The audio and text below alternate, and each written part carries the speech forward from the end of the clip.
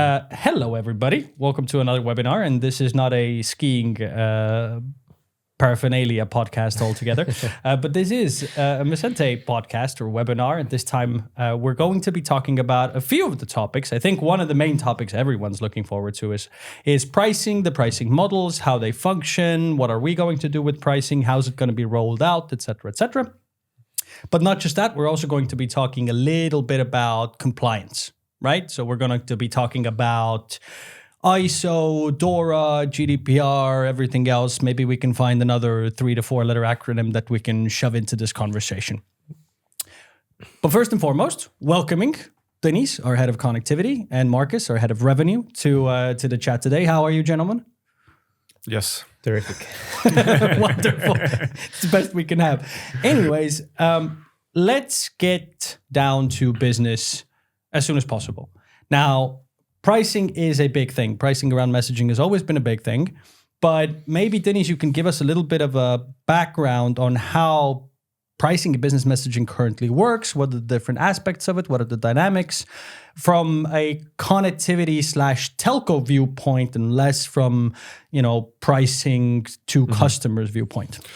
Yeah, it's a large topic, and I was given, 10 to 15 minutes to cover. Yes. All of it, which could have its own separate podcast episode or whatever you want to call it, but series basically. For the year. Yeah. But in a very simplified way, it's the telcos, they are just asking money for messages, and it seems very, very cut and dry like that. What is actually behind it is for companies like Messente, if we want to send messages directly to the telcos, there are additional fees in there. Interconnection fee, which can range from a couple €100 per month to 500,000 euros per month. What's that? This is the setup? Very simplistically said, it's money that we have to pay for them to just be connected with them. Yeah. So the pipe remains open. Yeah, it's a service fee in essence.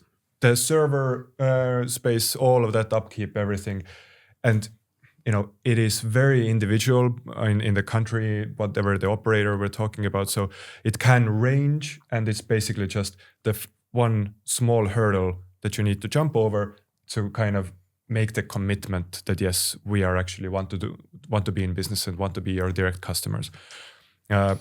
Secondly, depending on how much messages we're sending, are throughput questions, because that is the next big kind of upkeep or maintenance part for the telcos, is the throughput. So if you're sending 1 million messages per day versus 100 messages per day, obviously the priority level or the connectivity upkeep needs different requirements, right? For us, what we have opted is always the maximum. This usually brings an extra fee. And third is always how the price is actually negotiated, which more often than not is volume-based discount, meaning the more you're sending every month, the better price you get. So there is this floor, like bottom line pricing, which we always try to achieve. And then if you're sending less, the price is obviously higher. And that is also one of the big reasons why, many of our partners or customers as well, they rather send through Messente instead of going directly just because to those telcos. Yeah. The other fees can outweigh the benefits. It's the same calculations we do. Yeah. So in a country where we don't have much business, if we want to be directly connected to a smaller operator, we strictly look at the numbers, do the extra fees, but the cost that we get lower overweighs the extra fees basically. Mm-hmm. It's purely based on numbers.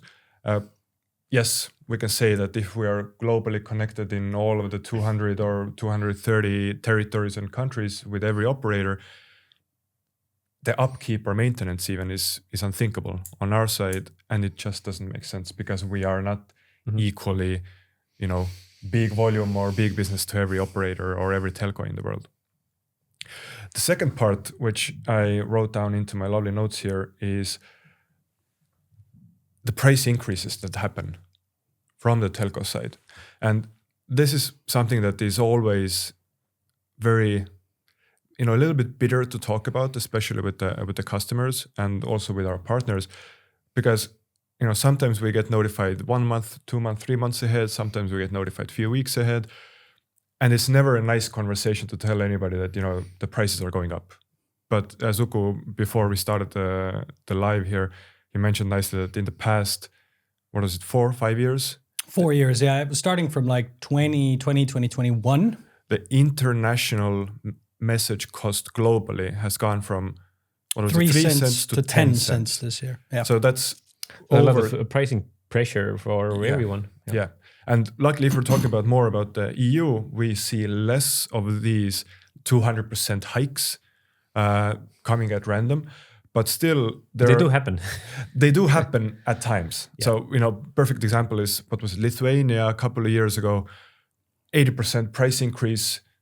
Denmark. All operators on the market. Yeah. Denmark, a little bit before that, I think it was done a little bit more easily, or not easily, but a little more smarter, because it wasn't at the same time everybody. It was bits and pieces, one after the other. But yeah, these things happen in Europe as well. And what we are talking about or thinking about is how it actually translates to the enterprises. Because let's bring an example. You are sending to Norway, you're sending to Sweden, and maybe then to Estonia, right? In Estonia, message costs have been very, very stable in the past few years. Norway, we know that 2 of the operators increase the prices once per year, always in January. Sweden, we can count on that at least 75% of the operators will increase every year by a small margin, but they don't do it at the same time. Now, how do I see it as an enterprise, my service provider? That means if I'm sending to 3 markets, I get minimum 3 to 4 price increases per year. And this is something that it's a little bit, can be difficult to project, to make the predictions, cover your budget for the upcoming year. So what it also creates is the more price increases happen, the more it creates this little bit of a black box of pricing. I know that you love the wording like that. Classical SMS pricing, we have our own margin on top of what we are reselling. If the prices increase to us, we need to increase as well to our customers. But it's also very good timing for our competitors to try to win the same business that we have been servicing for years by not increasing the rates, by muddying the water a little bit, by not giving the accurate information of what's the actual price increase. What's the actual price increase? Or say that they have a margin. special deal. Special deal. We hear it all the time, and on the wholesale side as well. Everybody's looking, they haven't increased the prices yet. But everybody knows that the operators increase the rates. So something is going on there. And this is why we have chosen this very transparent and direct approach in how we want to operate.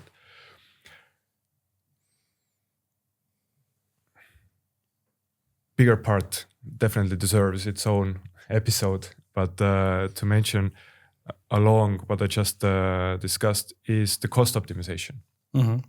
And we see multitude of different prices on the markets, even for very cut and dry markets, like I just mentioned in Scandinavia, in Estonia, Lithuania.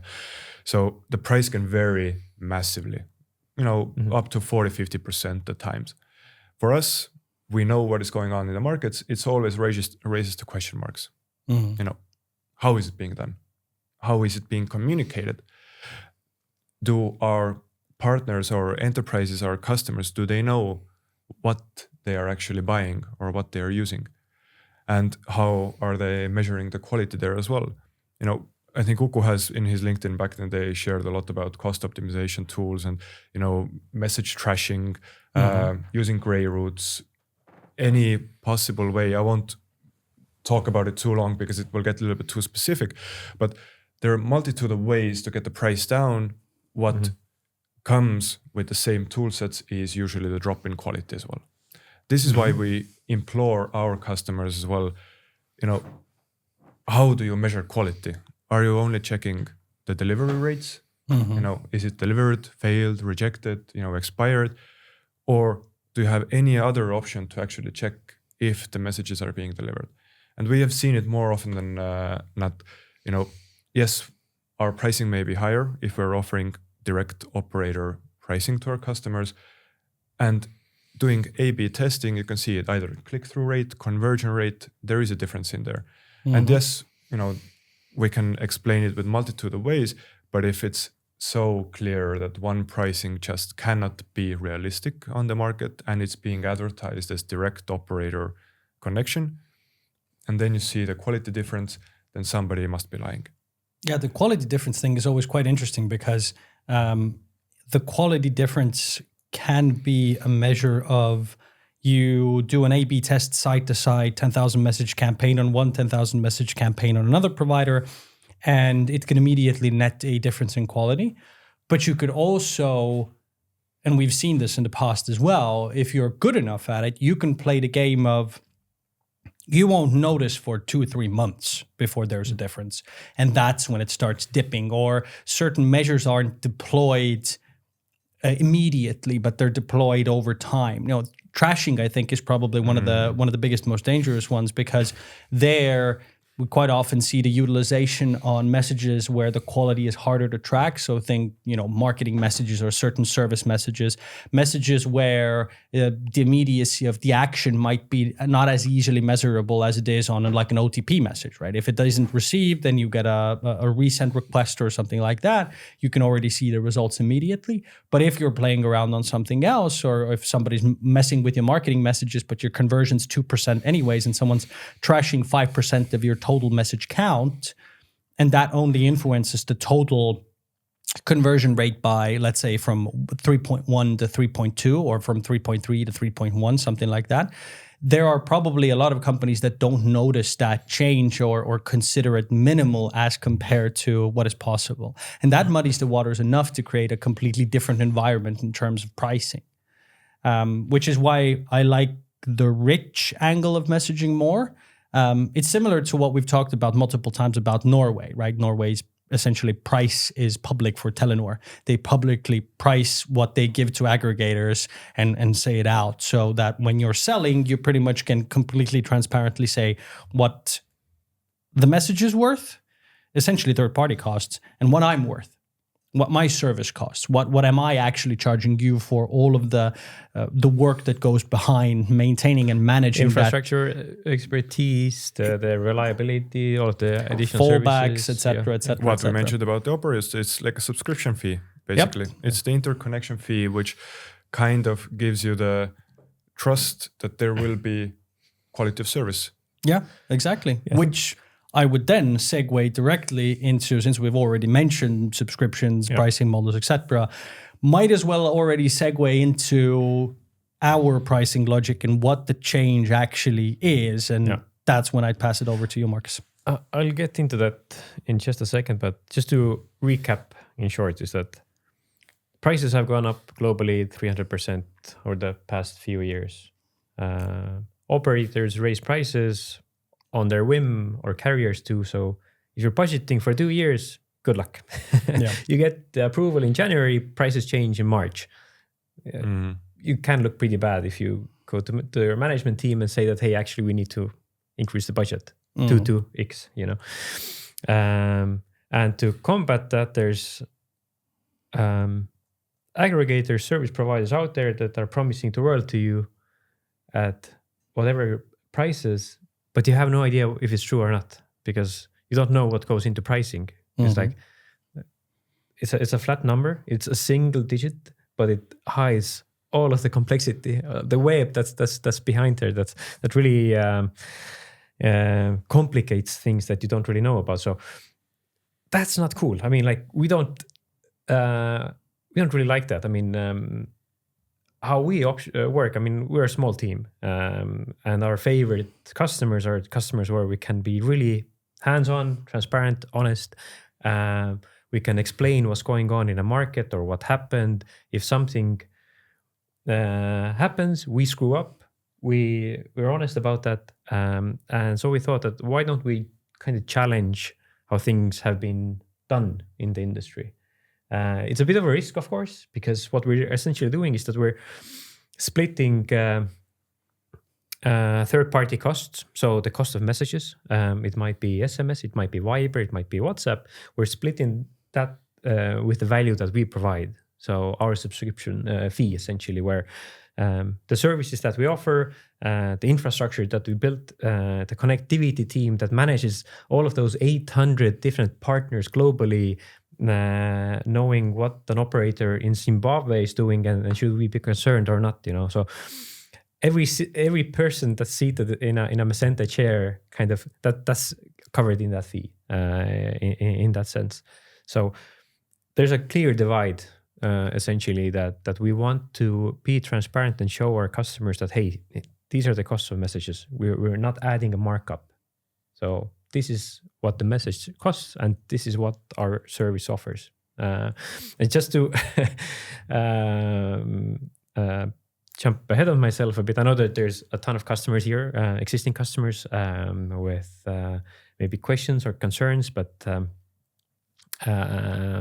don't worry, we'll get to you over the coming weeks and months. There isn't the need to be worried. Essentially, we want to make sure that everything works out.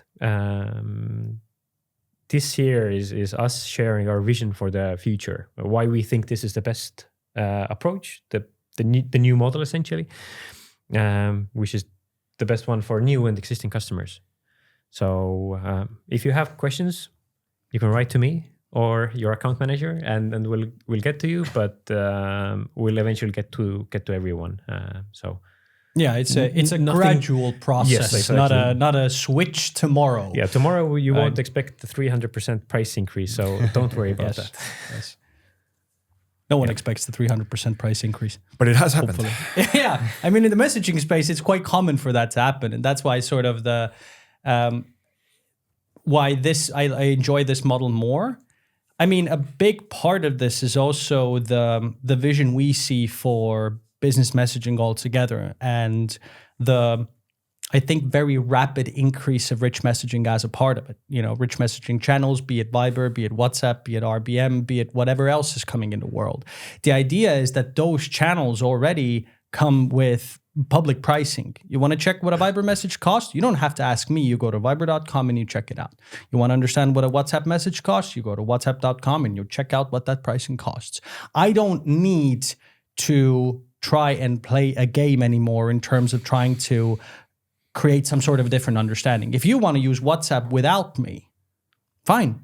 WhatsApp's API is completely public. You can do it yourself and play around with it. So this also pushes businesses within this messaging space to start justifying their existence through the value that we bring. It's the ease of connectivity that we bring. Yeah, essentially, you want to get ahead of the change that's coming anyway. So if you're trying to hold on to a pricing model that's a black box, you have no idea what goes into that. Like, why is the price in Azerbaijan like 50 times more than in Austria? It's you don't know how pricing works, and we want to bring that transparency to everyone. Yeah, exactly. And it's already happening on rich messaging. We're rich focused anyways, and that also enables the businesses and essentially what we would previously call aggregators now to start morphing into software businesses, where the value we create is not just the fact of being a reseller. That will still always be there because, let's not kid ourselves. SMS is still the king and will be for a fairly long time, even with businesses migrating to alternative channels as well. However, in that space, there is still a lot of room to build, right? You can connect to WhatsApp's API directly, but, template management can be difficult. Sending out one-time campaigns can be difficult. Having fallbacks, knowing in which markets to send, knowing where the fallback to SMS is most useful. Where do you go domestic? Where do you go international? Yeah. How do you qualify? How do you register? There is nothing, unfortunately, simple within this space, and including pricing. I think that we haven't talked about is that we had a self-serve function. We figured that, why don't we just have a simple option for customers to sign up and use the service? But over time, you kind of learned that it's almost impossible for customers to just start sending messages. It needs a helping hand. And as we see over time, there's like more regulations coming in, there's more restrictions. There's a good reason for that as well. Like messaging works really well, especially SMS and Viber or WhatsApp, whatever's in your handset essentially. So, it's yeah. Yeah, it's interesting. I especially love the idea behind this sort of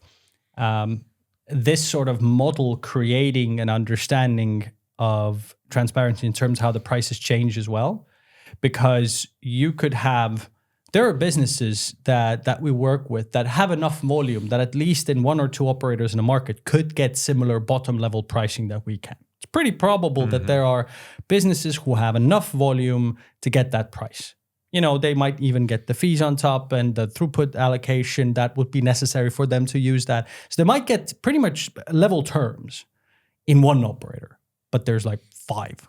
And there's a lot of markets. And there's a lot of markets. So the complexity layers are there. So it's a thing where you don't want to think about it. If I'm being very blunt about it, how our customers prefer working with us is that you kind of have one throat to choke. So fair. If something goes really, really wrong, there's there's Marcus, or there's Kairi, or there's Svea, and so on. So there's that's essentially what customers prefer, because it brings that simplicity, and another aspect that we briefly discussed is the data as well that you're getting. It's like, are messages being delivered? Are they being thrashed? And what we are working on as well is bringing more data, more delivery data, and working together with customers on how can we have an additional layer of insights that really show how messaging is being used and how can it be improved. We had a customer that was sending, I think their annual invoices were close to 500,000. 84% of their messages were 2-part messages. Or longer, which means that if you just optimize the message length, that's an instant money saver. So there's like things you can do already, and tools that can help, and experts that can advise.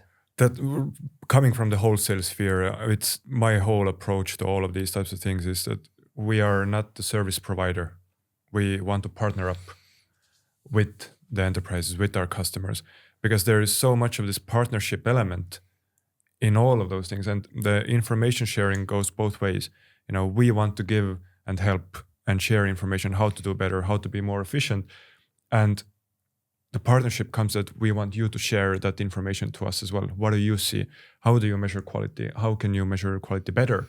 How can you give us that information? It's a two-way street, and this helps all of the parties grow and be more efficient, be more reliable, be more stable down the line. Yeah, I absolutely agree. What about some of the components, Marcus? Do you want to dive into some of the details that you can share about the pricing model, what it consists of? Yeah, essentially what we have in mind is splitting up the message costs. So the costs that we incur, or our customers essentially incur by sending messages to a network. It's not our revenue. We're not making money off of that. That's going straight to the operators. Whether that's in Spain to an operator or in Estonia, that doesn't really matter. It's essentially money that goes into our hand, but we immediately give that over to the cost operators. Of goods. Yeah, and what we're aiming for is carrying that over to the customers without the markup, so they are aware what they're paying for. Reflected as is. Yeah, as is. So it isn't hidden. We're not hiding behind anything. These are the costs that we incur. These are the prices we are getting from the operators. And to add to that, there's the other component is Messente subscription fee. Essentially, it's kind of everything that we do, from the infrastructure, from the expertise, the services. Essentially everything that we do to ensure that the messages reach their destinations. And there's an add-on, there's an optional component as well, which are different add-ons, different services, whether that's number lookup or Verigator if you want to verify people globally, and different support packages as well to fit the needs of everyone. So that's pretty much it. It's quite simple.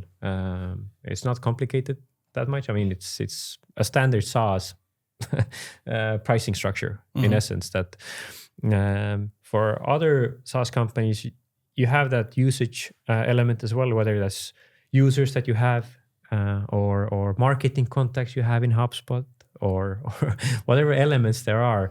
There's that usage part, and in Messente, that's the messages sent and billed by the network operators or carriers. Mm-hmm. That makes a lot of sense. So, at least to us, but we've been working on this for the better part of a year now. So we'll see whether it makes sense to everybody else as well. But, initially from the people we've had a conversation with, it kind of makes sense because it's logical. But highlight some of the benefits that this brings to a customer, or things that you would bring out as an improvement compared to the previous model. Yeah, I think it's not even that much of a. I mean, sure, it's a pricing change, but it's essentially a more fundamental change where how we work together with our customers. I mean, really honest, really hands-on, really transparent. I mean, they see the actual costs that we incur and the revenue that we want for our services, essentially. And is that justified? They will essentially find out from our customers. But the best things about the new pricing is it's quite simple. We've eliminated the traditional markup, so the simplicity factor is that's what's on the market. This is what you get, and you know exactly what you're paying. It makes predictions easier, budgeting. So there's a lot of different elements, and I would even say that customers are used to buying that. Let's say if you are an ideal customer for us, or let's say if you're sending at least 100,000 messages or more, then I imagine that Messente isn't the only software service that you buy. So this kind of fits the bill. It has an element where you can have a yearly or a longer agreement. So that's in place. So if a number crosses your table that, hey, there's a new company that was just founded, an SMS company that's offering amazing prices, you can have the satisfaction of saying, no, that we already have everything in place. Let's review once the terms are, the agreement is up. Yeah, a little bit more stability in the logic, and also a little bit more predictability in it.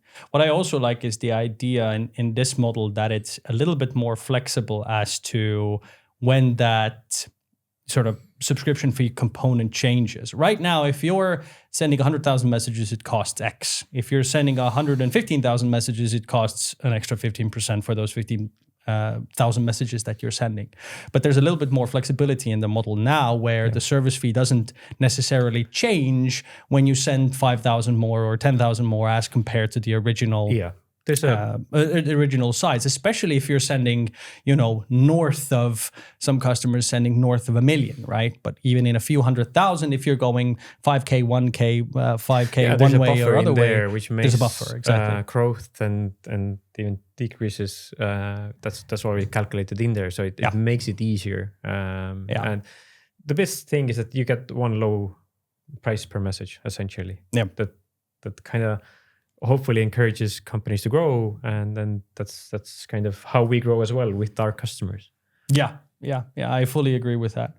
Is there anything else you would like to add from the pricing model side? We'll be taking questions in the end as well, as I assume there will probably be several.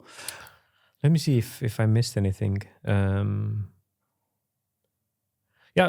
think the central thing is this. We think that this pricing model really fits well with the customers that we want to work with as well. And we don't see ourselves as a dumb pipe that, hey, I have 15 partners connected, I can switch between them without getting anything extra. There's like no value that those pipes add, I think. We clearly see that how we are different is that we add that value.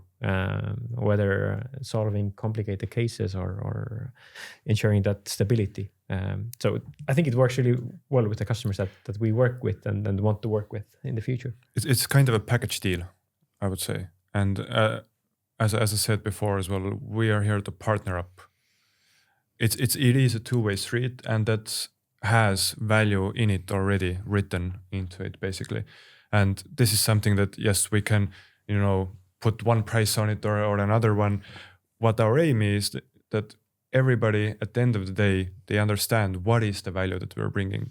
And yes, here is the transparency on the cost of goods, on the unit prices. We know what we are buying.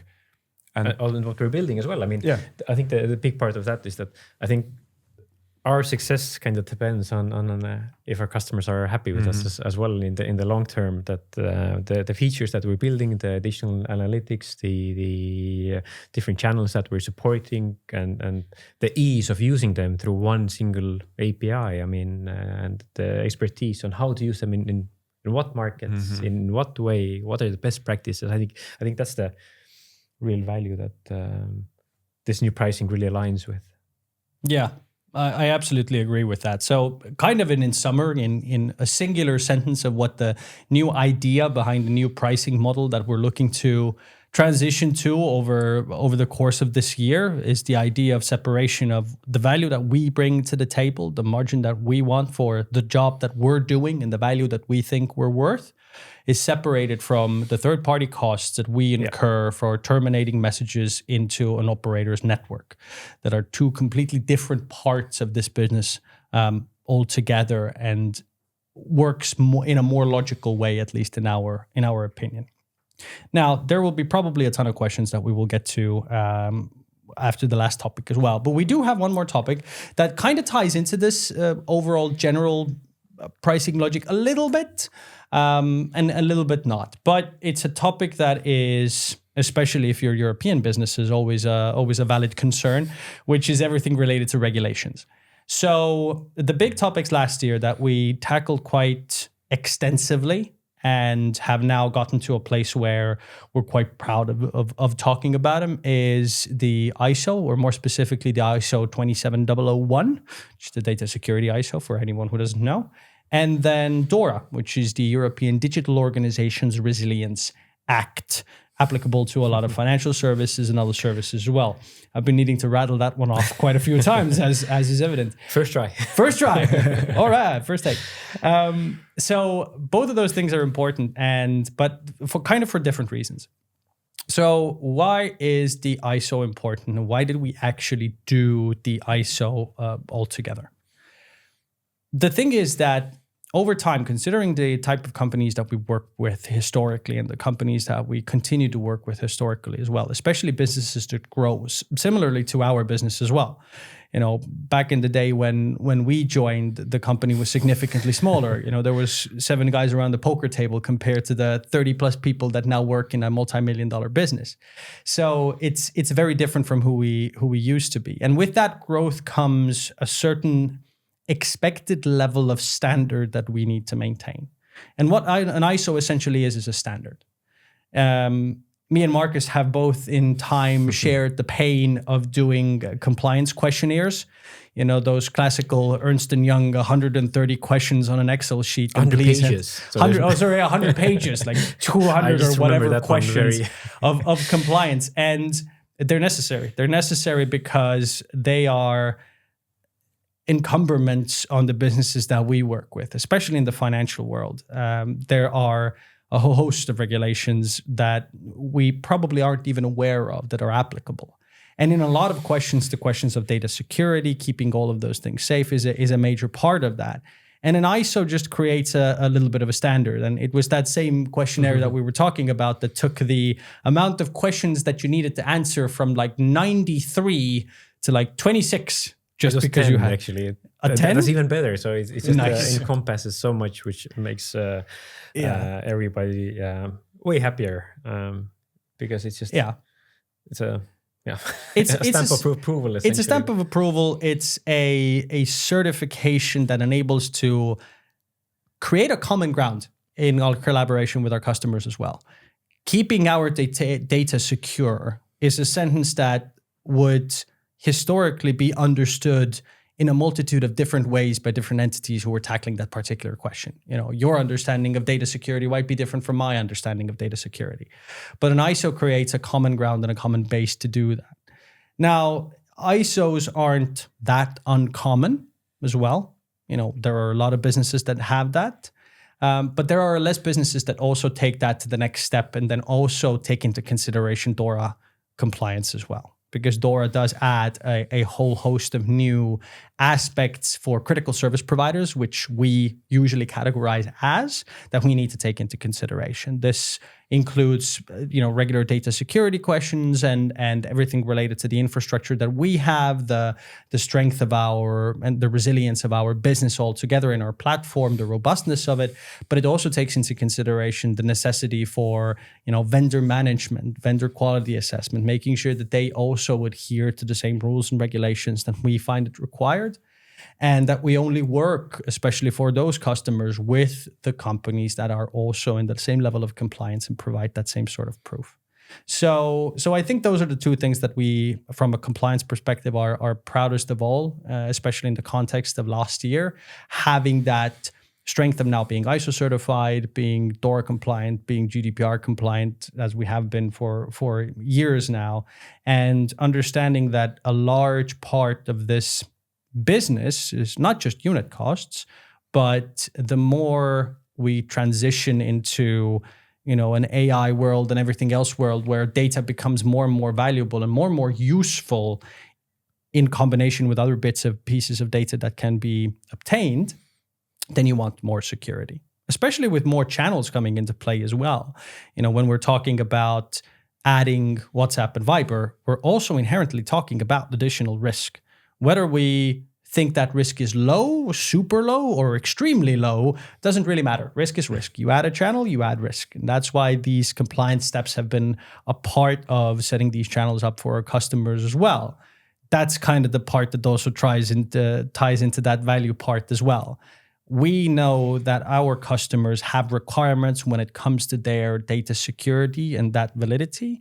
And to have those things, we also need to adhere to certain standards, which is work, which is the value that we bring into the question where if you as a bank, a financial service provider, even a software provider are then audited, are asked questions from your data security authority or any of the authorities that you have to report to, you can then, showcase your partners and their compliance as exemplary, which is also a huge part of business nowadays. So that's where we got to doing an ISO, doing the DORA compliance, everything else to meet that standard, to create an easily understandable sort of paradigm under which we operate with our customers. When you want your data to be secure, we understand it the same way you do. Yeah, it's like one less thing to worry about in a myriad of things to worry about. We did a lot of paperwork to do less paperwork. Oh Christ, that was a lot of paperwork. Lord Almighty. I remember like the biggest part for me was it wasn't just about, the paperwork itself, which was also very large, but it's less about creating the paperwork because, in the age of AI, you could probably create all sorts of, pieces of bureaucracy. And you could also create a whole host of ways to take templates from the internet and create whatever you wanted to. But it's the question of the stringency of the audit as well. You go through the pre-audit, the audit, and then the audit of the audit to make sure that it actually has that validity. And it's not just about the documents per se. And a lot of people quite often think, it's just a bunch of documents. You write a bunch of documents, you write a bunch of documents.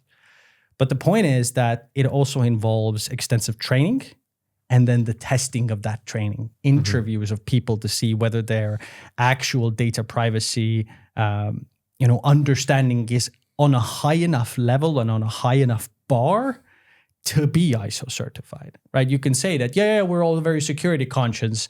And then, we did those internal scam tests, which were quite fun. Very convincing internal scam. Win a free iPhone 16. Yeah, win a free, or like emails from my name, book a time for a call or something like that. And you could see how vulnerable a business can be if it isn't properly trained and probably I think managed. It scared Marco a lot. Marco is kind of responsible. He was leading the project. And he's our security manager. Yeah, he was attending events where they were talking about what hackers have done, how they've hijacked businesses in a way, like ransomed money to get access. Then I think that really scares him in a good way, because that's why we're kind of here right now as well. It definitely had a good thing to hear those horror stories. Yeah, we also got to overhaul our own password management systems and everything else. Makes it a lot harder to remember now, though. That's a good thing. Yeah, fair. You shouldn't remember. You should just know. Fine. You should know where to look. Fine. Yes, you're right. You're right. Okay. Anything from you guys to add about ISO, DORA, or anything related to compliance? No, not really. I hope people haven't fallen asleep, because usually when it's legal, that's usually Yeah. I spent significantly less time on. It's just a thing that everybody knows, you know. Yeah, I mean it's it's a little bit more understandable in that way. So, anything else to add to either of those two topics? Any stories to share, or shall we dive into the world of questions? Let's take questions, I think. Questions? Let's go for questions. May our assistant please put it on the screen. First question immediately from Marcus. Where can I see the prices? The prices are on our website. So those are the message costs. But the subscription fee that's calculated one-on-one with either a salesperson or an account manager, because it really depends on the markets and the add-ons as well. Mm-hmm. So get in touch with us. Yep. The unit cost is public. Yeah, we're working on pages. There's a lot to overhaul still. Yeah. But this is the quickest route right now. Yeah, if you're in the aggregation space and want to see what a bottom level pricing is, then just go on our website. Please don't do that. Okay. Next question. Sorry I missed it, but can you explain one more time what the new pricing model includes? Thanks. Yes. It's a whole list of things, essentially. The easiest way to understand it is everything that Messente does, all of the infrastructure, all of the systems that we built on our end, the access to the dashboard, the APIs, the user management, the security features that we built, everything that's to do with Messente helping terminate the message to the network operator.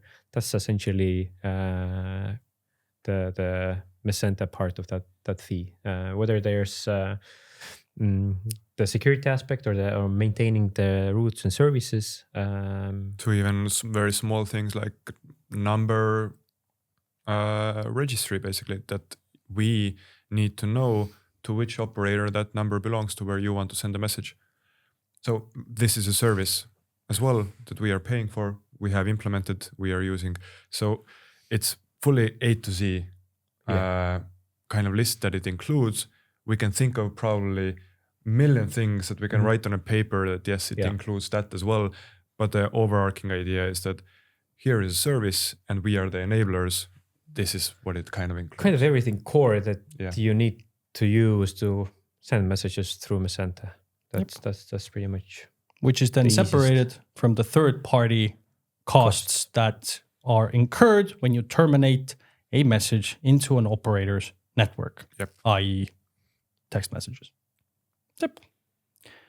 And our margin will be visible as well. Well, yeah, kinda. Because if you know what the text message cost is or the termination cost is that we're essentially paying to the operator, and you know exactly what our service fee is for the services we provide, I mean, you can calculate, reverse engineer our margin per text message if you want to go that way as well. It is. That does give a whole new level of transparency to it, because we know what we're worth and we're going to ask what our value is.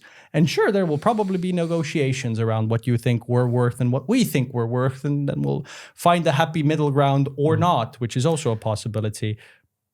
But you can actually see specifically what we think we're worth and what the actual messages themselves cost in terms of cost of goods. That helps you benchmark as well with other service providers. So if you see that, hey, this is the cost of sending a message, the third-party cost, and then you get an offer that's 50% below that. Yeah, you know, there's something going on. But that's for the next series with Tõnis, where we can go in depth on those ways that can happen. Yeah. Good. Next question. Any corporate development plans, mergers and acquisitions, expansions, cap raises you're willing to share about in 2025 or beyond? Good question. Not specifically. We don't have any active mergers and acquisitions plans. We're not looking to specifically buy anybody or raise capital. Messente has always been and continues to be a profitable company that actually has the ability to create any sort of additional advancements that we want to do ourselves. There are two, I think, more interesting things to maybe talk about in terms of where the company and the overall is developing and where we're going in the long run that kind of ties into this. So first and foremost, a part of the pricing strategy is becoming more of a software-esque business. And a part of that software-esque business is we're putting quite a lot of effort into product development. So everything that relates to what are the value-added services that we can actually build on top of the various channels that we provide. And it's all of the different things that we've mentioned about as well, whether it be some sort of support functionality, inboxes, chatbots, analytics, additional AI features, etc., etc., etc. The world is your oyster, really, when it comes to building additional topics on top of what we currently provide as a service and then enhancing that to the next level. So that is probably one of the biggest parts that we'll be building actively throughout this year and providing insights and updates constantly to our customers as well. So that product development focus as a business and breaking away from this sort of aggregator mold where we're just a dumb pipe trying to share messages. Mm-hmm. It's not our motivation or our plan. Yeah, and in the past, last year, we looked into buying some companies, but especially on the anti-fraud side, but nobody really had a working solution there. So it's more of like if something really pops up on our table that enhances our service in a way, whether that's additional data or analytics, anything that really adds value to customers that send a whole bunch of messages. Yeah, exactly. The possibility is always there, and the sort of the luxury that we have as a company is also the fact that we're part of a larger group, which increases our capacity for additional investments if we in time see the necessity for that. But for this year, the thing that I'm probably most interested in is a larger time investment into the question of partnerships and integrations, looking at what are the different possibilities in terms of various CRMs we can create, easy access to. How can we take the integration time to the lowest possible amount? On the R&D side, we're also looking into things like low code and no code. Are there ways to start using a messaging service? And again, big disclaimer, this is research and development. We're not building this, we're researching this. But the question is, could you use a messaging service without connecting an API? Are there ways to actually get into this part of the communication angle with as minimal of a friction as it's possible? How do you build something that can be set up with a ChatGPT prompt instead of requiring developers to spend hours upon hours on integrating an API and various complex systems? And at the same time, who do we partner with for an improved value offer? We've talked about it previously as well, that there is a certain type of clientele that reaps benefit from cooperating with us. And usually they're companies that are sending a fair amount of messages. There's complexity, there's multiple markets, there's interest in multiple channels. But if you're a mom and pop diner and you want to just send 100 messages a month, we're probably not ideal for you. Yeah. But we do want to create a partnership with businesses who cater to businesses that are either smaller or less complex or have very simple use cases, so that maybe your email provider can use our systems to actually be able to send messages as well. So this is something that we're looking forward to moving forward into this year, is a heavy focus in developing and enabling this product to become a much more multifaceted and much more appealing proposition for everybody around. So no corporate development plans in terms of mergers and acquisitions, capital raising, et cetera, as there is no specific need. We have the capabilities if we want to, but today we're investing into product and developing that to the level that we see where the future of the business messaging world is going towards. I'm fairly certain that if there was an M&A going on, we couldn't talk about it. That's also a good point. Full transparency, though. Full transparency, we're not selling nor buying at this point in time. Any more questions? Let's see. Please elaborate a bit regarding RCS, business messaging. What will be the future and what do you think? I will give Tõnis the floor to you, but I'll give my 2 brutal cents beforehand before we get into that. RCS and business messaging. We have talked about it quite a lot, that we are very much invested into the rich side of things. We see the benefits of having significantly prettier, more enhanced, more automation ready, more two-way, more conversational communication with your customers via instant messaging that today is one of the most popular communication channels by far. Point blank. I think that's where the future is. That's why our company is taking the direction into that direction, right? But RBM and RCS more specifically is a curious case. RCS and RBM make a nice bit of complication to the sort of side anyways. RCS is person to person. RBM is business to person. P2P versus A2P. If you want any more acronyms, I'm sure we can find some more. Anyways, there's a very large difference between RCS and RBM in terms of where it's available, how can you use it, where can businesses access it, etc., etc. RBM has a lot of potential. It unfortunately also has a lot of issues, mostly the amount of operators that need to actually tackle that thing. The amount of registrations you have to do, the fact that multiple markets work differently in terms of pricing, in terms of registration requirements, in template management, and even sometimes how the APIs work. There is very little communal push towards RBM becoming the alternative powerhouse that it could be, bar from Germany maybe. They are very, very actively pushing RBM. But even in Germany, WhatsApp is on par. In RBM's strongest market, it already has a very strong alternative to the side as well. What disturbs me is like we are talking today here about public pricing basically for the SMS that we want to show. You know, WhatsApp pricing is public, Viber's pricing is publicly available. But we are starting, or the telcos are starting the RCS adoption by now hiding it again. Let's make it more going back in time. Let's go back in time, more complicated, and more often than not, more expensive than SMS.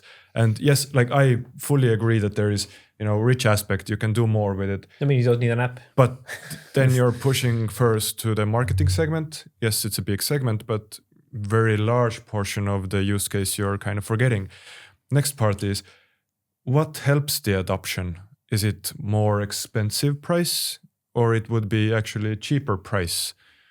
So it's just my 2 cents on it, because I am fully on board with RBM, RCS, but as Uku said, you know, the adoption and the growth trajectory is not there right now in this year in 2025. In my humble opinion, I may be completely wrong. Second part is it's so hyped, and that is kind of worrying for me a little bit. Because the hype has been there for the last 3-4 years, probably longer, but the like hype. Yeah, ever since the Apple announcement. Was there last year. Yeah. Apple is launching. Yes, we see the first increments of proof that actually Apple supports RCS. Mm-hmm. It is supporting RCS in some countries. We roughly know what is the launch trajectory for Apple to be launching with RCS. We're not talking about RBM here yet. Or we're talking about RBM on very specific markets. You know, Sweden is a very good example where they have simple registration like Germany. But when will Apple be launching RBM in Sweden? Because it is not the biggest market. It's an Apple market, yeah. It is not the biggest market in Europe in general. We have UK, we have, you know, Germany, France, Spain. There are a multitude of other options where population are so much more greater, where it perhaps makes more sense. It seems to me that there's like a lot of potential, and that's carrying that. I mean, the biggest thing is that you don't need an app, right? It's like a rich message without downloading an app. So it's like, in theory, it's like everybody can get the fancy, good-looking message, which will invite you to click. But the downside is that there's so many stakeholders. Yep. It's the operator by operator. It's the rollout that takes time, and I am always against this just massive hype. I am very analytical in how I look at these things. Kind of are a bit suspicious. Like, Yeah. should I buy this Bitcoin? Or not? if it sounds too good to be true, then it probably is. Yeah. And that what RCS or RBM, and I don't want to say anything negative about it, but it has it's been hyped up so long, and I don't have RCS or RBM on my Apple phone yet. Fair. The interesting thing about RBM or RCS is that it is, I think it's 15 years old as a technology. It's not new tech. It is old tech, right? So it's been around for a while, and it has had Tõnis had an accident. It's been around for a while, and it's been a part of the conversations for the longest amount of time, and it is always slowing down. But going out of our way for a pluggity plug, but one of the companies that if you want to get insight into what the predictions are, Mobile Squared, check them out. They have some free reports on their website as well. We often reference them in our posts, in our blogs, and because they are one of the, I think, at least for my money, the best research company in the messaging space where you can get data and predictions on what is and what isn't, because messaging providers always have an angle. Their angle is data needs to be correct, and the more correct it is, the more trustworthy they are. So Mobile Squared, great place to actually check out and get some information on it. Let's see, do we have one more question? Lovely.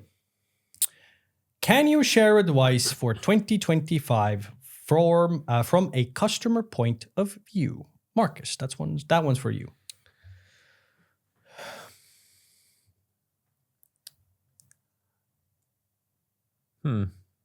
Yeah, it's. I would like to give a simple answer that's almost like a silver bullet for like everything, but I don't have one because offering advice is very market, use case, channel specific, and that's where our value kind of lies as well. There's not too much fluff. If a channel wouldn't work in a market, we wouldn't recommend it. If a regulation is looming that wouldn't be great for you, we'll advise on how to tackle that. So it's really case by case, because that's something that we all know, that in SMS there isn't simple, unfortunately. And the same with Rich, because the goalposts move. The new rules are enacted every few months, either pricing or opt-ins or regulations, whatnot. So it's talk to us, talk to experts, consider analytics. By that I mean we've had customers that spend 300,000 a year on messaging, but they have no idea that delivery reports exist in Europe, for example, that messages might fail, that's an option. So there's a lot to do and to educate. An aspect that we really appreciate is that if our customer support team is the first line of defense, if messages fail, usually I mean, it's your teams that kind of get the brunt of it. So talk to us on how to train your support team, how to troubleshoot the basic issues with messaging in whatever channel it might be. So just reach out to us and we'd be happy to help. I mean, that's what we love about our jobs, I would say. And dip your toes into rich messaging. Just try it. Yeah, I promise you won't regret it. Yeah, hopefully. Depending on the market, I mean, it's just amazing. Either from a cost-saving aspect or the conversion aspect, it's just great. It just requires a different approach, a different mentality. It isn't just, hey, this is a bit cheaper than SMS, or it costs just a bit more, but it enables you to do so much more. I mean, sending messages with 1,000+ characters. I mean, that's like, what is it, like 7 SMS messages, something like that? It's the proof of concept.